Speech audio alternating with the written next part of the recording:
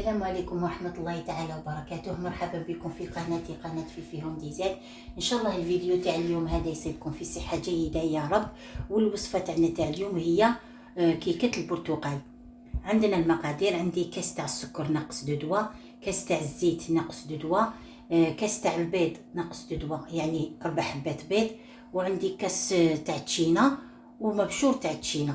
ودوكا نبداو في طريقة التحضير. نفرغو البيض تاعنا، نزيدو نفرغو الكاس تاع السكر ونباطيوه. يا صاحب الهم إن الهم منفرج، ابشر بخير فإن الفارج الله. اليأس يقطع أحيانا بصاحبه، لا تيأسن فإن الكافي الله. الله يحدث بعد العسر ميسرة، لا تجزعن فإن الصانع الله. إذا بليت فثق بالله وارض به، إن الذي يكشف البلوى هو الله، والله ما لك غير الله. ما زدنا المكونات تدريجيا وباطيناهم مليح وتحصلنا على هذا القوام. ودوكا نزيدو 2 كيلات فارينة ونباطيوهم تدريجيا ونزيدو معاهم الخميرة. جمال الوجود بذكر الإله، وتصفو الحياة بنور هدى. جمال الوجود بذكر الإله، وتصفو الحياة بنور هدى. وتطلب نفس له طاعة، ويبلغ سعد إلى منتهى. درنا الخليط تاعنا وفرغناه هنا في المول.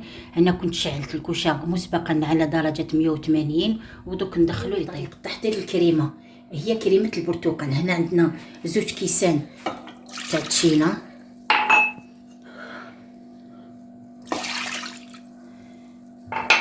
عندي مبشور تاع التشينا، هنا عندي زوج مغارف سكر. انتي الا حبيتي ديري 3 4 ديري، انا باسكو التشينا تاعي هنا حلوه. 2 مغارف سكر نديرو هكذا بارد في بارد. هنا عندي 3 مغارف مايزينا، نحركوها نحطوها هكذا على نار تكون قليله، نقعدو هكذا ديما نحركو فيها.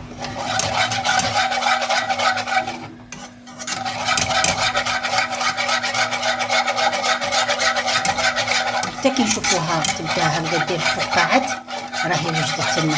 وجدت الكريمه تاعنا هاي كيفاش ولات خضره، والكيكه تاعنا وجدت. دوكا الكيكه راهي بارده نفرغوا فوقها هذا.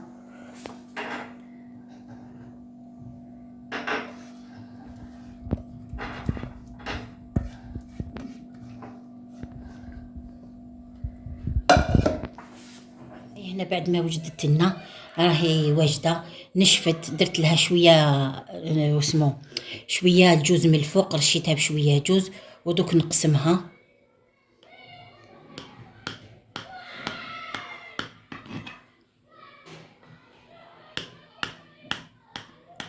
مليحه هكذا خفيفه.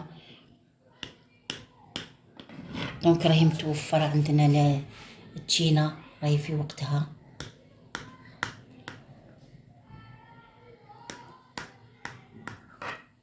وسهله توجد في وقفه. هكا قسمناها كيفاش جاتنا. شوفوا جات خفيفه ان شاء الله. شهيتكم في الجنه. هكذا ما تنساوش ديروا لي جيم، ابونيو القناه باش يوصلكم كل جديد تاعي. والى اللقاء.